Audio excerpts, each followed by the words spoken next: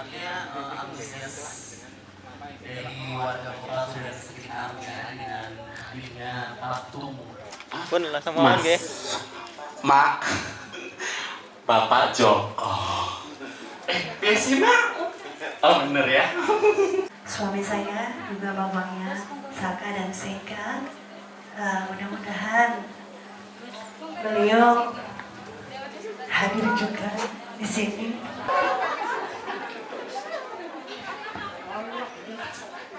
Assalamualaikum warahmatullahi wabarakatuh. Alhamdulillahi qail alladzi khalaqal mauta wal hayata liyabluwakum ayyukum ahsanu amala. Asyhadu an la ilaha illallah wahdahu la syarika lah wa asyhadu anna sayyidina Muhammadan abduhu wa rasuluhu la nabiyya ba'dah. Allahumma shalli wa sallim wa barik ala sayyidina Muhammad ibni Abdillah wa la haula wa la quwata illa billah amma ba'd. Ila hadratin Nabil Mustafa Muhammadin sallallahu alaihi wasallam wa ila hadrati almarhum Masjid Kempot. Al-Fatihah. Alhamdulillahirabbil alamin arrahmanir rahim maliki yaumiddin iyyaka na'budu wa iyyaka nasta'in ihdinas siratal mustaqim siratal ladzina an'amta 'alaihim ghairil maghdubi 'alaihim waladdallin. Keluarga besar almarhum, wabil khusus sebagian yang saya hormati, Bapak Ibu, hadirin hadirat, wabil khusus para sobat ambiar yang saya cintai. Saya hari ini banyak dapat pertanyaan dari kawan-kawan wartawan. Kenapa Masjid Kempot sudah 40 hari berpulang? Karyanya masih tetap dikenang, masih ada konser untuk mengenang beliau seperti malam hari ini di Indosiar. Masih banyak acara-acara yang dilakukan atas nama mengenang Didi Kempot. Hebatnya Didi Kempot di mana? Bapak Ibu yang saya muliakan, saya mencatat hidup dan mati yang paling sukses itu sederhana. Orang yang hidup dan matinya hebat itu siapa? Orang yang hidupnya membahagiakan orang dan matinya tidak menyusahkan orang. Tolong yang jilbabnya pink didengarkan ya. Astagfirullah pink.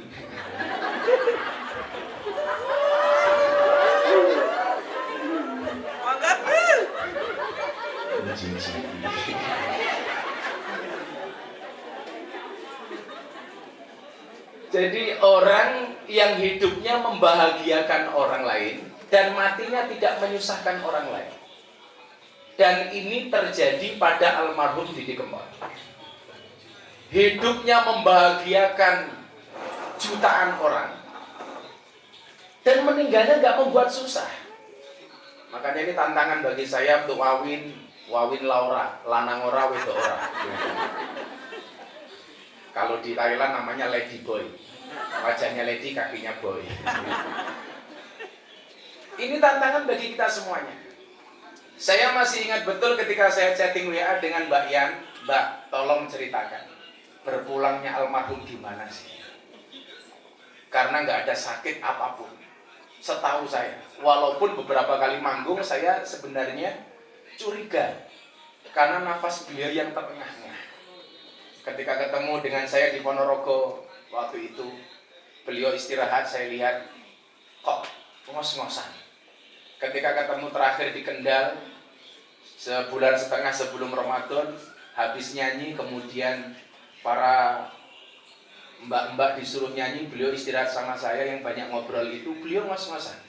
Saya tanya waktu itu, Mas, sampean saya terus serapopo Gus biasa, sesak napas dikit-dikit karena kecapean.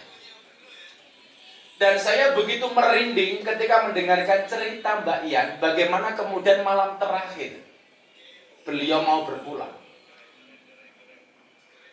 Masih membangunkan anak istrinya untuk makan sahur. Suaranya siapa Pak?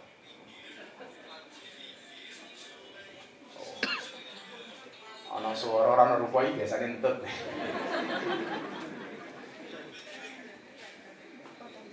Maka saya sering ngomong dulu, salah satu guyonan saya dengan Mas Didi Kempot ketika di Jogja itu, Mas, sampean sowan kiai-kiai ya, kenapa beliau suka dengan Gus Karim, pengen nyanyi dengan Habib Syekh? Karena waktu itu beliau ketika tanya sama saya, kuncinya aku main tenang piye Gus? Sampean golek guru Mas, golek guru, cedhak karo guru. Guru sing ketok sing nyoto. Sekarang kan modelnya aneh-aneh, ngaji kepada radio umpamanya, ora jelas. Iki gurune sapa? Sing jenenge radio kuwi ana swara tanpa wujud. Sak ngerti kula sing ana swarane ana wujude jenenge entut. Maka kalau di Jawa Timur di Banyuwangi itu ada lagu yang cukup terkenal. Apa kan? Ana swarane ra ana wujude entut jenenge. Dan alhamdulillah gara-gara itu Mas Didi sering sowan-sowan kiai-kiai. Termasuk salah satu kiai yang beliau sering datang itu di Sragen, Abah Syarif Hidayatullah. Abah Syarif Hidayatullah. Nah, ketika saya mendengar cerita Mbak Yan ini, bagaimana malam hari itu beliau masih teriak takbir 3 kali. Allahu Akbar, Allahu Akbar, Allahu Akbar. Betul Mbak Yan ya? Bagaimana kemudian matinya ini nggak membuat susah orang? Kan kadang-kadang wonten nggih, wong sugih tapi mati ini ku angel. Mlebu rumah sakit ramari-mari, bondone nganti entek, bahkan nganti utang tangga teparo, kemudian mati. Sehingga kemudiannya terjadi apa? Ninggali anak putune utang. Ini coba kita bandingkan dengan Mas Didi Kempot. Hidupnya menyenangkan orang, matinya nggak menyusahkan orang. Dengan sesederhana itu Allah memanggil Mas Didi Kempot. Artinya apa? Cerita hidup yang dibuat oleh almarhum itu adalah cerita yang baik. Maka kenapa saya sering mengatakan wong urip kuwi tugase mau gawe cerita. Sama halnya kita malam hari ini sekarang kita membuat cerita, Bu. Saya datang ke sini dalam rangka membuat cerita. Wallah ya, dari semua teman dekat saya yang 7 hari dan 40 harinya saya bisa datang baru almarhum Didi Kempot. Satu ya karena saya cinta dengan Mas Didi Kempot, yang kedua ya mergo lockdown.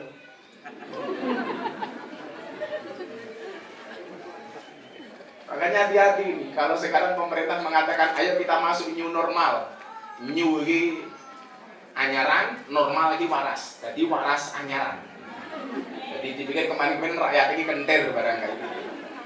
Maka tolong dicatat, new normal itu dihadirkan karena faktor ekonomi, bukan karena sudah aman dari pandemi. Makanya kenapa ibu tetap harus bermasker ini.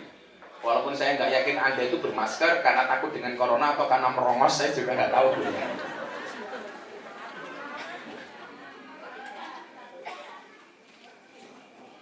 Membuat cerita dan durasinya ini nggak lama. Durasi orang membuat cerita itu hanya antara gegem dan begal. Almarhum Didi Kempot dipanggil oleh Allah dari umur hari lahir sampai beliau meninggal hanya 53 tahun. Makanya kalau kemudian Ronggo Warsito urip mau mampir ngombe itu lumrah. Orang lahir itu, orang hidup itu disuruh membuat cerita Bapak Ibu itu hanya antara gegem dan begal. Maksudnya apa? Bayi lahir tangan dalam keadaan gegem, orang mati semuanya mati dalam keadaan begal. Ibu-ibu yang biasa melahirkan nyuwun sewu, lah bayi lahir itu tangannya gegem apa mboten? Gegem, Bu. Kenapa bayi lahir tangannya gegem? Lah begar rusak dalane, Pak. Obras mbahmu kok obras iki apa? Gegem. Maksudnya apa? Pengen menggenggam dunia seisinya, semuanya pengen digenggam, Pak. Dunia pengen digenggam. Harta pengen digenggam. Tanah, mobil, sertifikat, deposito pengen digenggam. Kamera pengen digenggam, HP pengen digenggam. Tapi sekuat apapun kita menggenggam harta dunia, begitu orang mati tangannya begal, Pak. Saya biasa nunggoni orang mati, Pak. Orang mati tangannya mesti begal. Gak ada orang mati tangannya gegem, Bu. Kecuali petinju mati di ring. Pasti begal. Ini maksudnya apa? Cul. Semua yang kita bawa bakal dicul. Duit cul, mobil cul, sertifikat cul, bojo ayu lemu kaya Mbak Yan cul. santai aja Mbak ya. Insyaallah kuat. Aku ndelok jenengan mesem kau wis peneng Mbak terima. Susah lah ndelok jenengan merengut, susah nangis. Aku melu susah Mbak. Wis lemu nangis wah jan besar.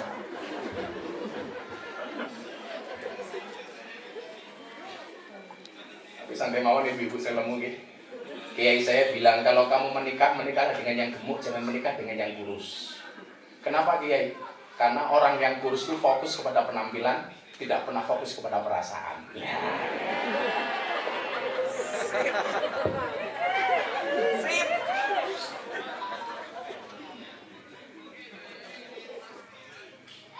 Lah wow, Win gitu tidak ada cewek, ayo apa tapi nggak pernah jadian.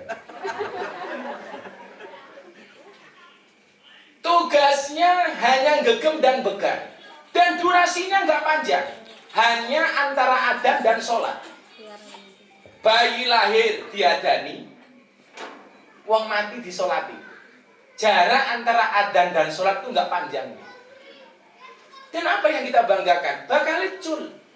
Makanya salah satu syair yang dulu sebenarnya saya pernah rasa-rasa di pondok tuh Mbak Yan, tolong Mas Kompat ini bisa dibuat lagu dengan sing ahli. Saya punya syairan. Yen wis mati bondora melu, bojo ayu wis ana sing nemu, wis ana sing nemu. Sing ning kubur rasane lara, anak bojo ra tau ndonga. Sing ning kubur padha tangisan, anak bojo rebutan warisan. Salatullah salamullah Rasulillah, salatullah salamullah ala yasin habibillah.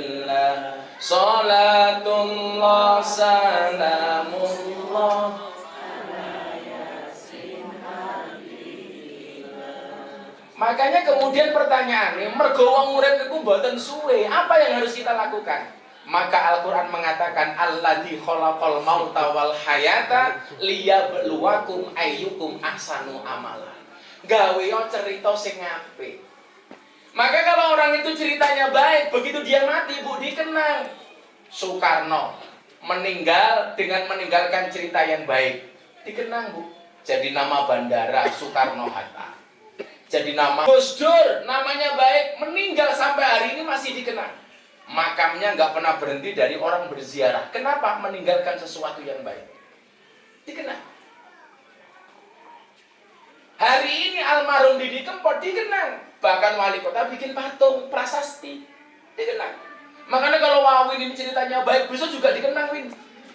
Kalau Bung Karno jadi nama Gelora, jadi nama stadion, Wawin orangnya baik meninggal, kan minimal bisa jadi nama toilet Win, kan lumayan.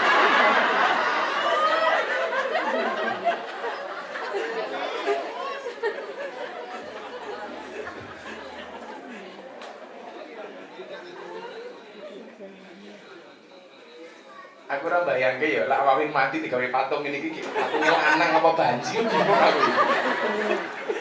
Dulungane kisah selakan satu. Ya Allah. Maka ketika ada wartawan tanya sama saya, kenapa kok Masjid Kempot begitu dikenang? Bapak Ibu rahimakumullah, saya mencatat begini. Ada 4 jalan supaya orang itu menjadi viral. Anda silakan pilih yang mana. Itu teman-teman artis atau siapapun yang pengen viral, itu caranya cuma ada 4 ini. Satu, melawan orang yang besar. Jadi hari ini kalau orang pengen cepat terkenal gampang, bikin YouTube, bikin video, ngonek-ngonek ke presiden, melawan pemerintah. Itu pasti cepat terkenal. Tapi nggak lama. Cepat ditangkap. Makanya di Indonesia itu sekarang yang lagi heboh kan 2. Jadi satu, gampang menghina orang, yang kedua adalah gampang minta maaf. Begitu demo, bunuh Jokowi, tangkap, maaf saya khilaf, matamu. Ini kalau dia melawan orang besar, cepat terkenal, cepat viral, tapi cepat ketangkap. Jangan pernah dicoba. Yang kedua, membuat masalah besar. Contoh di Purworejo muncul kerajaan Kas, Keraton Asu Sejagat. Kondang Pak Bu, viral, betul Pak, tapi nggak lama. Siapa rajanya? Mantan bakul angkringan. Jadi raja. Permausurinya nyewa. Belum selesai di Bandung muncul Bu, Sunda Emperan. Muncul lagi. Ini orang membuat masalah besar. Cepat terkenal. Kemudian yang ketiga, menyelesaikan masalah besar. Kalau ada masalah besar Anda selesaikan, saya jamin Anda viral. Dan yang keempat yang dilakukan oleh almarhum Didi Kempot, membuat sesuatu yang besar. Apa yang beliau lakukan? Lagu-lagu Jawa yang dulu hanya dicintai oleh orang Jawa. Bahkan orang Jawa banyak yang tidak suka dengan lagu Jawa. Tetapi yang dilakukan oleh almarhum, jangankan orang Jawa, orang Suriname, bahkan orang Amerika, banyak yang kemudian cover lagunya almarhum Didi Kempot, membuat sesuatu yang besar. Pertanyaannya, mampu nggak kita seperti almarhum? Gak cerita, Pak. Makanya hari ini kita ke sini 40 hari. Ini belajar dari beliau. Wong murid lah mau niteni, neroke, nambahi. Kok masih Didi Kempot bisa sukses? Kenapa sih tak titeni? Oh, caranya begini, tak teroke. Walaupun Anda menirukan almarhum, pasti nggak bisa. 700 lagu beliau buat. Coba. 700 lagu beliau buat. Dari dulu sampai sekarang saja lagu anak-anak di TK itu nggak pernah berubah, Bu. Itu tok sampai saya bosen. Dan lagunya banyak yang ngawur. Po ame-ame, belalang kupu-kupu, siang makan nasi, kalau malam minum susu. Ini lagu ngawur, Bu. Walang dan kupu-kupu mana kalau siang makan nasi, malam minum susu? Walang wajah cangkeme celutak ini. Dari dulu sampai sekarang nggak berubah. Lagian kalau lagu ini dinyanyikan oleh anak-anak, salah Bapak Ibu. Yang siang makan nasi malam minum susu itu anaknya apa bapaknya? Bapaknya, Bu. Lagu kok ngawur. Ada lagi lagu sininya Mbak Neni. Burung kakak tua hinggap di jendela, nenek sudah tua giginya tinggal 2. Bila yang ngawur tuh. Mbahnya metok anak putune sekolah, nenek sudah tua giginya di jendela, kan ngawur. Dari dulu sampai sekarang nggak berubah. Sementara almarhum 700 lagu.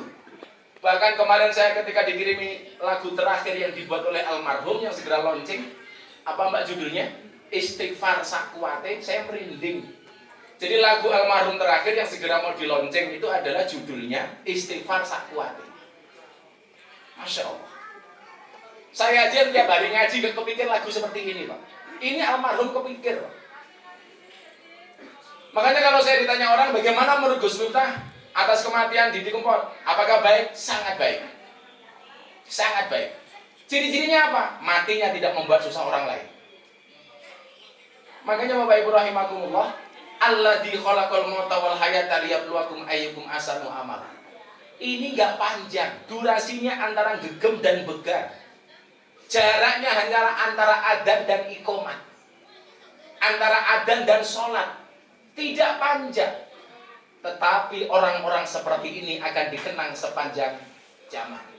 Maka kalau kita sering mendengar istilah gajah mati meninggalkan gading, harimau mati meninggalkan belang, almarhum Didi Kempot mati meninggalkan karya, Wawin mati meninggalkan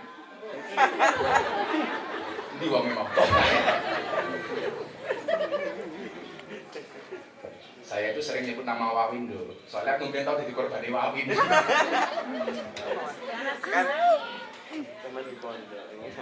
Zaman di pondok digerayangi Wawin.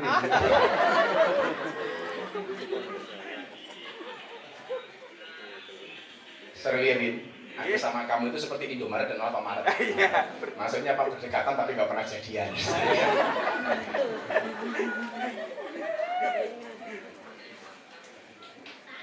Sallu ala Nabi Muhammad. Maka Bapak Ibu rahimakumullah, kita belajar banyak dari beliau. Orang-orang seperti ini begitu meninggal kok dia banyak membuat bahagia orang lain.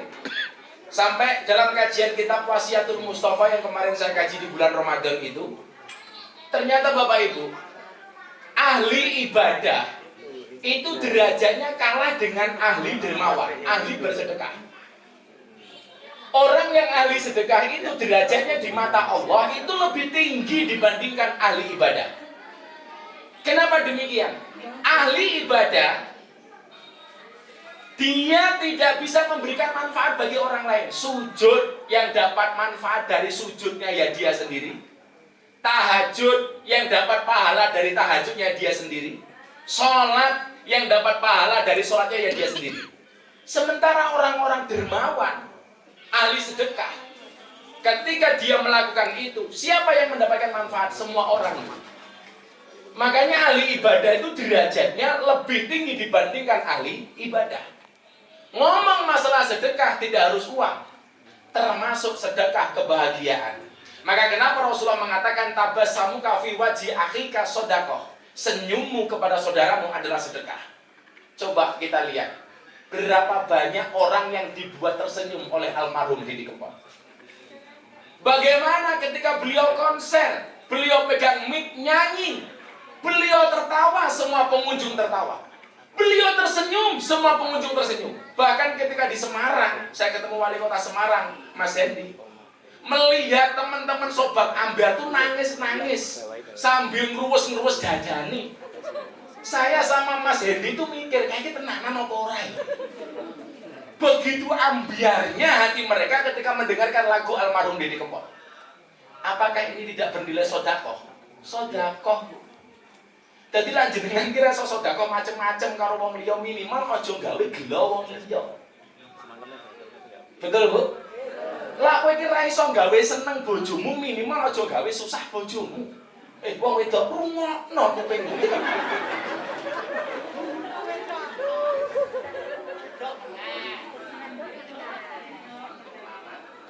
Loh, yang saya bicarakan pasti wong wedok, Pak. Saya nggak mau ngomong ke wong lanang, aku ora seneng kok karo wong lanang.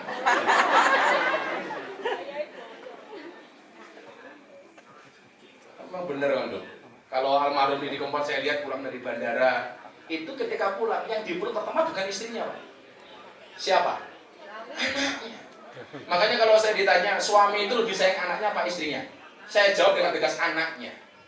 Buktinya apa? Pulang ke rumah lihat anak celananya melorot, dibetulin, Bu. Betul, Bu? Masuk kamar lihat istri celananya betul, dipelorotin, Bu.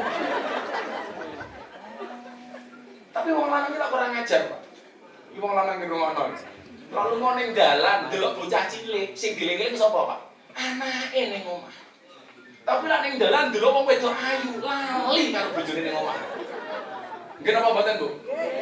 Lah delok wong ayu ning jaba, wow. Mlebu kamar delok bojone, weh. Lah kok